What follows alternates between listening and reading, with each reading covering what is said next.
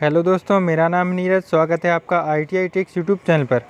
दोस्तों, आज की इस वीडियो में हम ITI की कोपा टेट के लिए जो DRDO का एग्ज़ाम होने वाला है उसके लिए मोस्ट इम्पोर्टेंट क्वेश्चन आपको बताने वाले हैं, जो कि बार बार आपके एग्ज़ाम में रिपीट हुए हैं। तो यही क्वेश्चन संभावना है कि आपका जो DRDO का सेप्टेम्बर 10 का एग्ज़ाम होने वाला है उसमें भी यही क्वेश्चन आएंगे।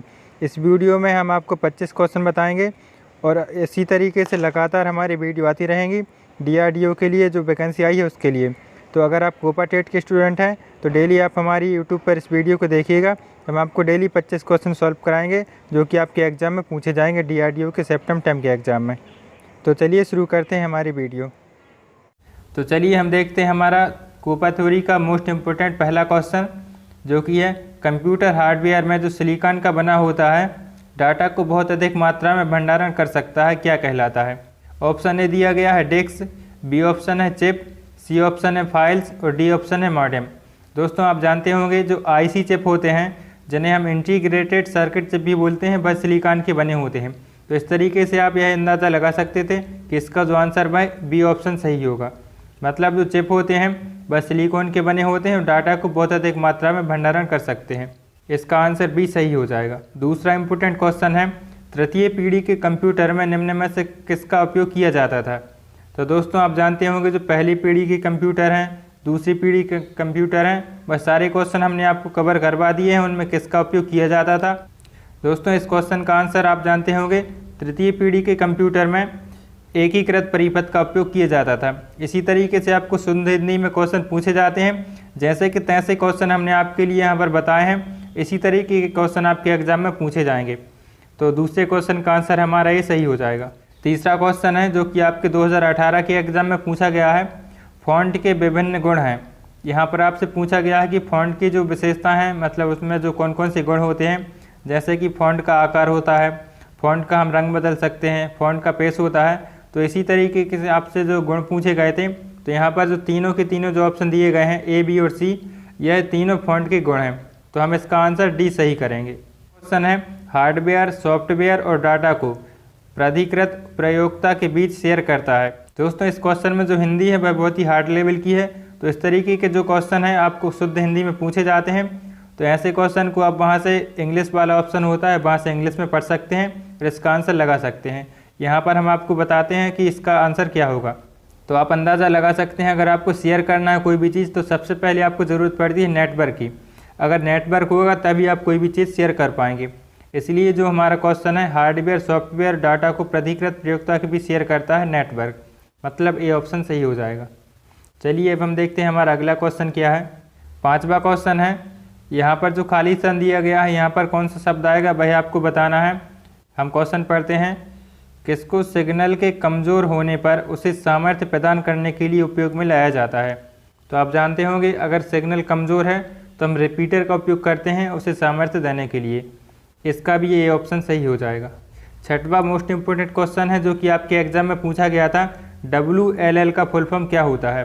दोस्तों, फुल फॉर्म से संबंधित आपसे एक दो क्वेश्चन पूछे जाते हैं, तो सारे के सारे जो फुल फॉर्म से संबंधित इंपॉर्टेंट क्वेश्चन थे वह हमने सारे कवर करवा दिए हैं। और यह जो क्वेश्चन आपसे पूछा गया है WLL का फुल फॉर्म क्या होता है, तो यह आपको बताना है। इसका ए ऑप्शन जो दिया गया है वायरलेस लोकल लूप, यह इसका आंसर हो जाएगा। इसे आप ज़रूर से याद कर लेना, आपके एग्जाम में पूछा जा सकता है। सातवां क्वेश्चन है वाइड एरिया नेटवर्क WAN में निम्न में से किन माध्यमों का उपयोग किया जाता है। दोस्तों, आप जानते होंगे एक होता है LAN मतलब लोकल एरिया नेटवर्क। तो यहाँ पर आपसे जो पूछा गया है WAN, इसका फुल फॉर्म होता है वाइड एरिया नेटवर्क। तो अगर कोई भी वाइड एरिया नेटवर्क है मतलब बहुत बड़े क्षेत्र में इसका विस्तार किया जाता है, तो इसके लिए हम संचार उपग्रह का उपयोग करते हैं, जिसे सैटेलाइट भी बोला जाता है। इसका आंसर सी सही हो जाएगा। आठवां क्वेश्चन है वह भाषा जो डेटाबेस ऑब्जेक्ट की विशेषताओं को परिभाषित करती है क्या कहलाती है। दोस्तों, इस वीडियो को आप कुछ समझकर भी आप सॉल्व कर सकते हैं। सबसे पहले आप इसका क्वेश्चन पढ़िए और हमारा आंसर जानने से पहले आप अपना आंसर ज़रूर कमेंट कर देना, ताकि आपको भी पता चल सके कि आप 25 में से कितने क्वेश्चन सही कर पाते हैं। तो इसका आंसर हम आपको बता देते हैं। बी ऑप्शन में लिखा गया है DDL, यह एक प्रकार की लैंग्वेज होती है। इसका उपयोग डेटाबेस ऑब्जेक्ट की विशेषताओं को परिभाषित करने के लिए किया जाता है। अगला क्वेश्चन है कौन सा वेब ब्राउज़र है।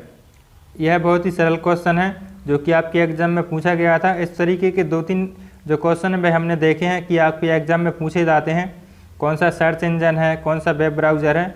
तो यहाँ पर आपको वेब ब्राउज़र पूछा गया है कौन सा है, तो आप जानते होंगे फेसबुक, ATM, आर्कुट, यह तो वेब ब्राउज़र नहीं है। ए ऑप्शन में दिया गया है नेटस्केप, यही इसका सही आंसर हो जाएगा। 10वां क्वेश्चन है कंप्यूटर का IQ होता है। यहाँ पे आपसे पूछा गया है कि कंप्यूटर का IQ कितना होता है, तो इससे आप ज़रूर नोट कर लेना, कंप्यूटर का IQ 0 होता है। ए ऑप्शन सही हो जाएगा। 11वां क्वेश्चन है ब्लीकिंग बिंदु जो टेस्ट में स्थिति को दर्शाता है क्या कहलाता है। ए ऑप्शन में है कर्सर, बी ऑप्शन में है ब्लिंकर, सी ऑप्शन में है बिंदु स्थान और डी ऑप्शन में है इनमें से कोई नहीं। तो सबसे पहले ही आपको दिख रहा होगा ब्लीकिंग बिंदु लिखा गया है, तो इसका आंसर भी ब्लिंकर ही हो जाएगा, मतलब बी ऑप्शन इसका सही हो जाएगा। 12वां क्वेश्चन है पत्र लिखने जैसी कार्य करने के लिए प्रयुक्त सॉफ्टवेयर के प्रकार को क्या कहते हैं। दोस्तों यहाँ पर आपको लेटर लिखने से संबंधित सॉफ्टवेयर पूछा गया है, तो इसके लिए हम एप्लीकेशन सॉफ्टवेयर का आंसर जो सी ऑप्शन में दिया गया है वह सही करेंगे। 13वां क्वेश्चन देखते हैं। उससे पहले हम आपको जानकारी दे दें कि इसका जो PDF है वह आप डिस्क्रिप्शन में दिए गए लिंक से भी डाउनलोड कर सकते हैं, और आप हमारे जो व्हाट्सएप पर है उस ग्रुप में भी हम इसका PDF शेयर कर देंगे, तो आप वहाँ से इसे डायरेक्ट डाउनलोड कर लेना। और अगर आपको इस तरीके से डाउनलोड करते नहीं आता है तो आप अपना नंबर कमेंट कर देना, हम आपको व्हाट्सएप पर इसका PDF सेंड कर देंगे। 13वां क्वेश्चन है टैली में रिपोर्ट प्रिंट करने के लिए किस शॉर्टकट की का उपयोग किया जाता है। यहाँ पर आपको ध्यान देना है कि टैली में पूछा गया है, क्योंकि जो सामान्यतः हम Ctrl+P से प्रिंट कर देते, लेकिन यहाँ पर जो टैली में पूछा गया है तो टैली के लिए हम Shift+Alt+P इसका उपयोग करते हैं प्रिंट करने के लिए। ये ऑप्शन सही हो जाएगा। 14वां क्वेश्चन जो कि आपके HTML से संबंधित है, यहाँ पर आपको टैग पूछे गए हैं कि HTML डॉक्यूमेंट का प्रारंभ और अंत का टैग कौन सा है। यहाँ पर आपसे पूछा गया कि HTML में प्रारंभ में कौन सा टैग उपयोग किया जाता है और उसके अंत में कौन सा टैग उपयोग किया जाता है, तो ये ऑप्शन इसका सही हो जाएगा। दोस्तों इस तरीके के टैग वाले क्वेश्चन आपको प्रैक्टिकल में पूछे जाते हैं, इसलिए आपसे 1-2 क्वेश्चन ही बस आपको इस तरीके के एग्ज़ाम में मिलेंगे, तो इसे आप अच्छे से पढ़ लेना। 15वां क्वेश्चन हमारा है किसी टेक्स्ट को बोल्ड में लिखने के लिए कौन सा टैग उपयोग किया जाता है। तो बोल्ड के लिए हम डायरेक्ट बोल्ड का उपयोग नहीं करते हैं, यह हमारा ऑप्शन नहीं है। जो टैग के अंदर बी लिखा गया है यह हमारा आंसर होगा। बोल्ड करने के लिए जो बी ऑप्शन में दिया गया है इसका उपयोग किया जाता है। 16वां क्वेश्चन है कंप्यूटर को आंकड़ों या आदेश देने के लिए किस प्रकार की युक्ति का उपयोग किया जाता है। तो आप जानते होंगे इनपुट युक्ति हैं, इन्हीं की सहायता से हम कंप्यूटर को आदेश दे सकते हैं। इसका ए ऑप्शन सही हो जाएगा।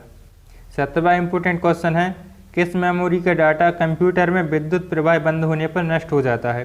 दोस्तों मेमोरी से संबंधित और भी क्वेश्चन हमने पहले की वीडियोज़ में सॉल्व करा दिए हैं, आप उन वीडियो को ज़रूर देखना। यहाँ पर आपसे पूछा गया है कि विद्युत प्रवाह बंद होने पर नष्ट हो जाती है, तो जो रैम मेमोरी होती है RAM, इसका फुल फॉर्म आपको याद कर लेना है रैंडम एक्सेस मेमोरी। यह आपके इंटरव्यू जो होता है वाइवा में उसमें आपको पूछा जाता है रैम और रोम का फुल फॉर्म। रोम का फुल फॉर्म भी हम आपको बता देते हैं, जो कि यहाँ पर लिखा हुआ है रीड ओनली मेमोरी, रोम का फुल फॉर्म होता है। और यह जो हमारा क्वेश्चन था इसका ए ऑप्शन सही हो जाएगा। 18वां क्वेश्चन है कंप्यूटर इंस्ट्रक्शन लिखने के प्रोसेस को क्या कहते हैं।